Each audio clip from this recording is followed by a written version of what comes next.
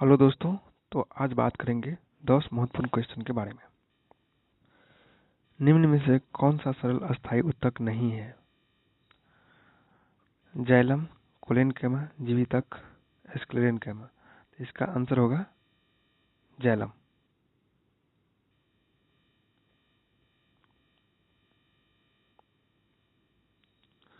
Xylem एक जटिल अस्थायी ऊतक है।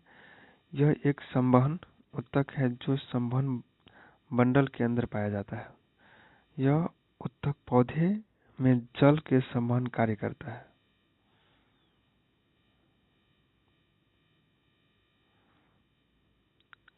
निम्नलिखित में से किसकी वजह से हमारी मांसपेशियों में ऐंठन उत्पन्न हो सकती है?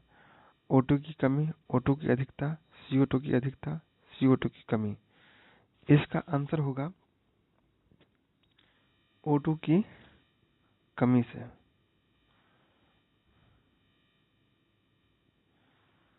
O2 की कमी की वजह से हमारे मांसपेशियों में ऐंठन उत्पन्न हो सकता है। ऐंठन एक मांसपेशी का दर्दनाक अनैच्छिक संकुचन होता है। ल्यूकोडर्मा की बीमारी होती है किससे? किसमें? यकृत, आंख में, त्वचा में और गला में। इसका आंसर होगा त्वचा में। ल्यूकोडर्मा त्वचा की बीमारी होती है। पौधे में ऊर्जा का अंतिमतः स्रोत क्या है? क्लोरोफिल, प्रोटीन, सूर्य का प्रकाश, ग्लूकोज। इसका आंसर होगा सूर्य का प्रकाश।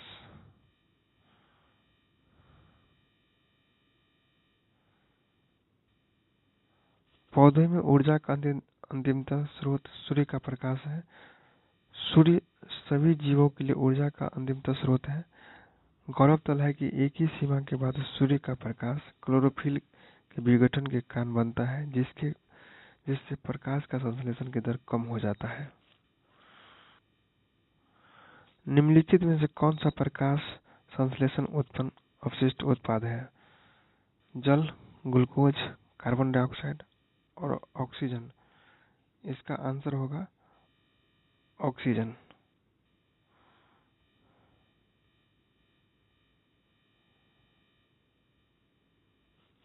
ऑक्सीजन प्रकाश संश्लेषण में उत्पन्न अपशिष्ट उत्पाद है।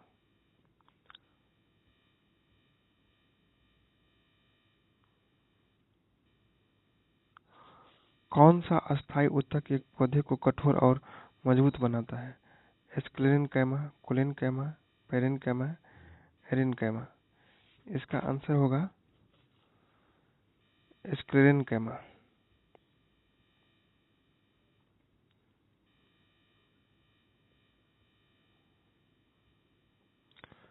दृढ़ ऊतक एक साधारण अस्थायी ऊतक है। यह ऊतक पौधे को कठोर एवं मजबूत बनाता है।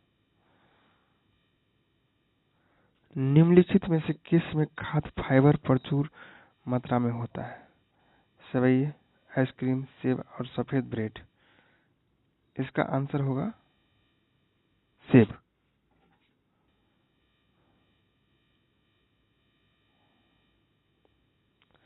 सेब में खाद्य फाइबर प्रचुर मात्रा में होता है।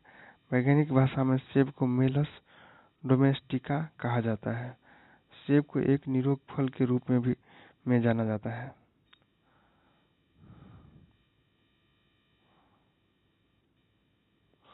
होमो सेपियंस के रूप में वर्गीकृत किए जाने वाले प्रारंभिक होमोनाइड्स कौन थे? क्रो-मैग्नन, अगस्टरलाइन, निएंडरथल और प्रोकांसल। इसका आंसर होगा क्रो-मैग्नन।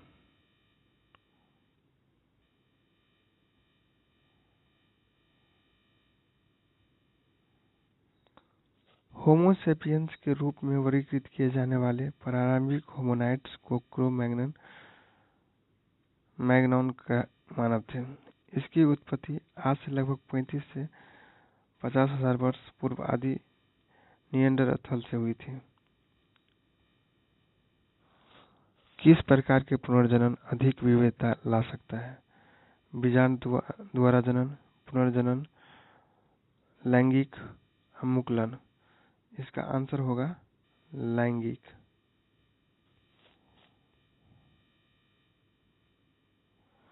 लैंगिक जनन प्रक्रिया द्वारा उत्पन्न जीवों को विविधता अधिक पाई जाती है, क्योंकि युग्मनज के निर्माण में भाग लेने वाले दो युग्मक अलग अलग संतति से आते हैं।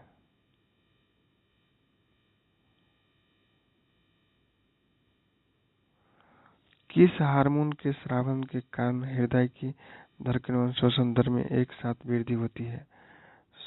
Serotonin, thyroxine, estrogen. इसका आंसर होगा एड्रेनालाइन।